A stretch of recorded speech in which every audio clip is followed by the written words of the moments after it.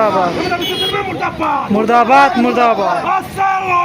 long live long live We want ST কাম নাই We want ST ST আমাক লাগিব লাগিব লাগিব সাধারণ জমি 500 টাকা লাগিব লাগিব লাগিব হাজিরা লাগিব লাগিব লাগিব We want শিডোলিং শিডুলিং পাটি পট্টা লাগিব লাগিব লাগিব কাম নাই কাম নাই কাম নাই কাম নাই কাম নাই কাম নাই কাম নাই কাম নাই কাম নাই প্রধানমন্ত্রী কাম নাই কাম নাই কাম নাই বিজু সরকার কাম নাই কাম নাই কাম নাই বিজু সরকার কবে go back go back Biju সরকার কবে go back go back Biju সরকার লাই চেকে lay say We want ST ST ST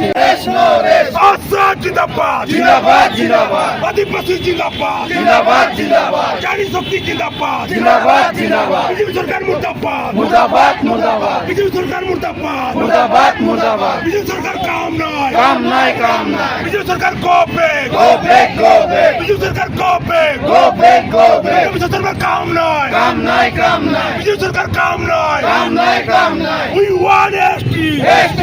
ST No ST no rest no rest no rest BJP সরকার কাম নাই কাম নাই কাম নাই বিজেপি সরকার কবে go back go back BJP সরকার কবে go back go back BJP সরকার কবে go back go back BJP সরকার কাম নাই কাম নাই কাম নাই নরেন্দ্র মোদীর কাম নাই কাম নাই কাম নাই বিজেপি সরকার কাম নাই কাম নাই কাম নাই বিজেপি সরকার কবে go back go back We want ST ST ST No ST no rest no rest no rest We want শিডোলিং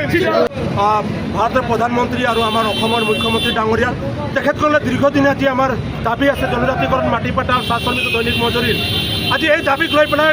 BJP চৰকাৰ বাৰম্বাৰ আমাৰ লগত হেতালি খেলি আছে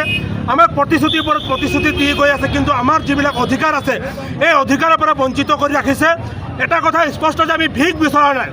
জনজাতিকৰণে মাটি পাটা চাহ শ্ৰমিক দৈনিক মজুৰি আমি ভিক বিচৰা নাই আমি ভিক্ষা খুজিব যোৱা নাই বিজেপি চৰকাৰৰ ওচৰত আমাৰ অধিকাৰ বিচাৰিছোঁ আৰু এই অধিকাৰ লৈ পেলাই যোনে খেলা কৰিব যোন চৰকাৰে খেলা কৰিব তাৰ কিন্তু ৰেহাই নাই গতিকে আমি বিজেপি চৰকাৰক সুকীয়াই দিব বিচাৰিছোঁ আৰু লাষ্ট ৱাৰ্ণিং দিব বিচাৰিছোঁ আগৰ 2026 চনৰ আগে আগে যদি আমাক জনজাতিকৰণ মাটি পাট্টা আৰু চাহ শ্ৰমিক দৈনিক মজুৰি 551 টকা যদি নিদিয়ে তেতিয়াহ'লে 2026 চনত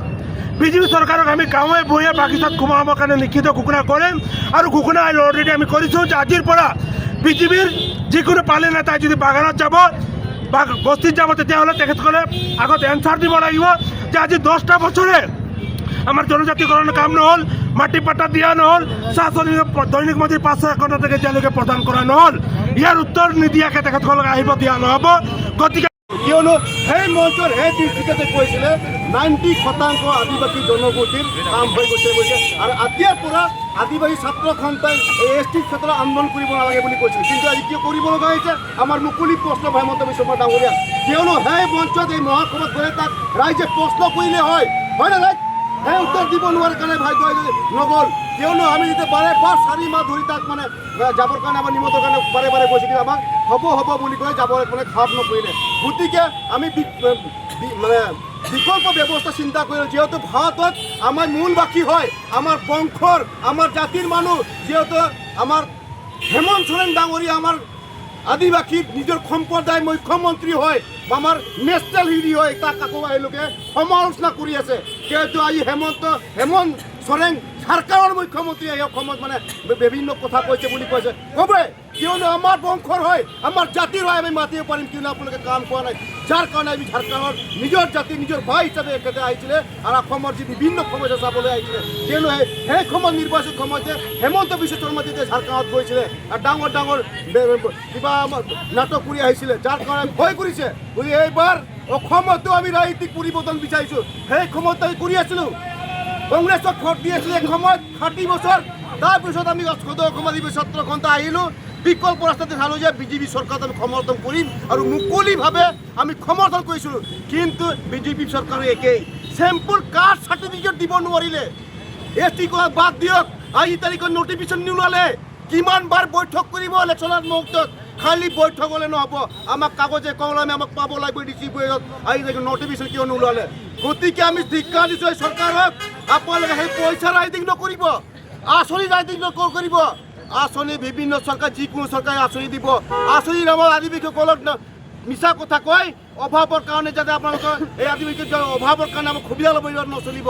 আমি তেতিয়া বিকল্প আমাৰ ৰাস্তা নাছিলে যাৰ কাৰণে কংগ্ৰেছৰ পিছত আমি বিজেপিক সমৰ্থন কৰিছিলোঁ এইবাৰ ৰাজনৈতিক আন্দোলন হ'ব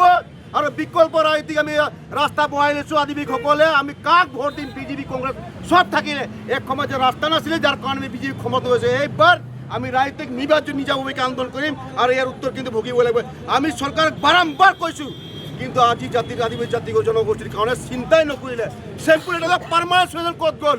এই আঁচনি চলিউশ্যন নহয় জনগোষ্ঠীৰ পাৰ্মানেণ্ট চলিউশ্যন পাৰ্মানেণ্ট সমস্যা সমাধান কেইটা কৰিছে এই ৰাস্তা পদূলি চবে কৰিব এই জাতিৰ নামৰ ৰাস্তা নহয় আজি বিভিন্ন জাতি ধৰ্মক চবকে অধিকাৰ দি শেষ কৰি আছে অসমত কিন্তু আদিবাসীক কিয় সুবিধা দিব পৰা নাই এই ভাৰতবৰ্ষৰ মূল বাকী হয় ভাৰতৰ কনষ্টিটিউশ্যন ৰাইট বিচাৰিছোঁ আমি বিদেশৰ পৰা ৰাইট বিচৰা নাই কিন্তু আমাৰ অধিকাৰ হয় আমি মূল বাকী হয় এই ভাৰতবৰ্ষৰ মূল বাকী অধিকাৰ আমি